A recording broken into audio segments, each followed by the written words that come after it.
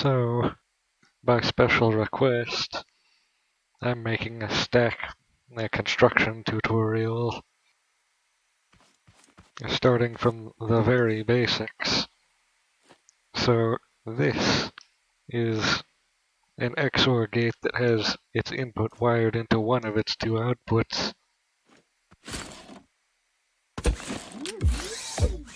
So, if we were to press this button, it would toggle between its two possible states as rapidly as possible,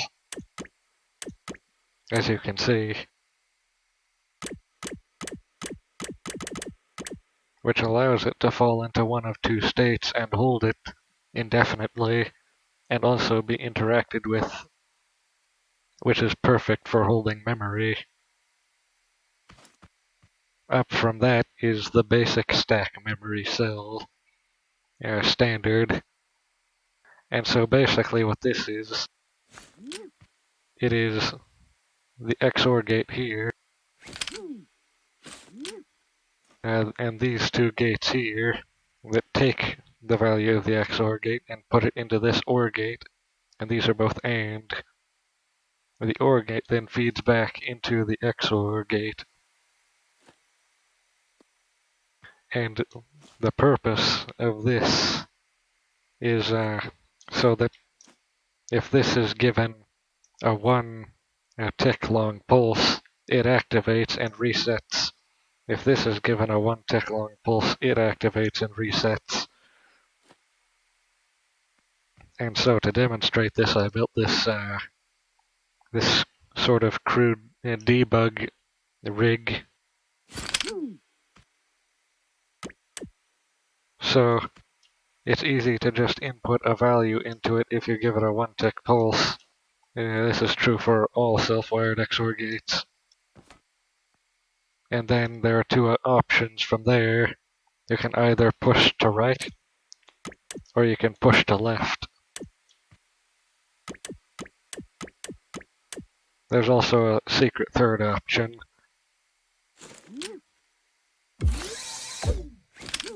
You can technically push to both.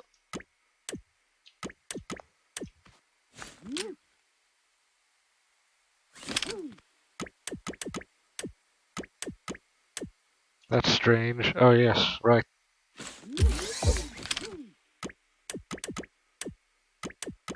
There.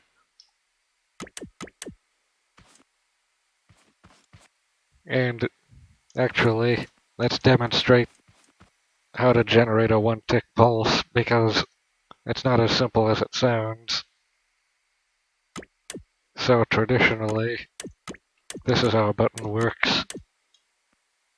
But using this monostable here, which is the technical term for it, you take the signal from the button and you split it in half.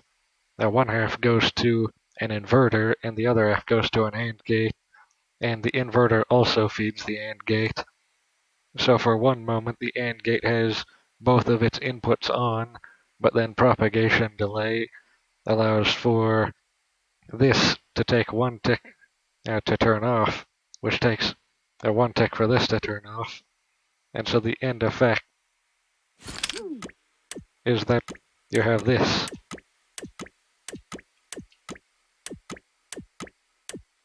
You can also simplify it by, instead of using this, just wiring this to both these, like this, which is actually 1 tick faster. And so, moving on to this portion, putting multiple of these together is pretty simple. You wire these pushes left and right into the next or previous cell on both of them. And over here is demonstrated how that works.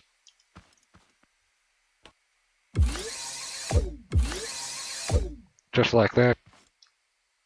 And it works like this.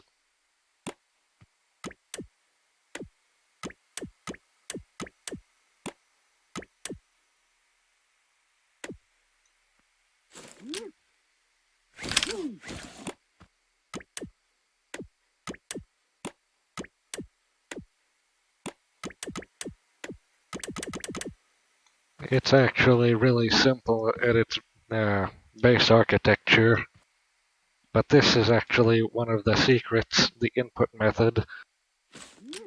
But one of these is really just one of these, but detached from the rest of this, simulating another one of these cells.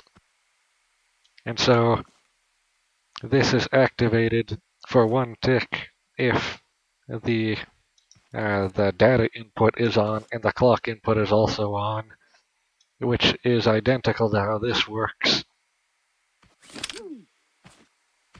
And then optimizing it some and stringing them together and getting rid of the extraneous back input, which is usually not needed.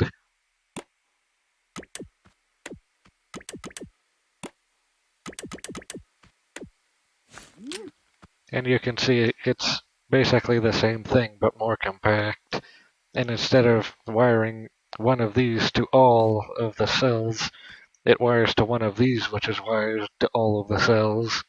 So there's this one here and this one here. They're just an abstraction layer so that you can split one signal into many. Going from there, it's not very difficult to just stack them vertically.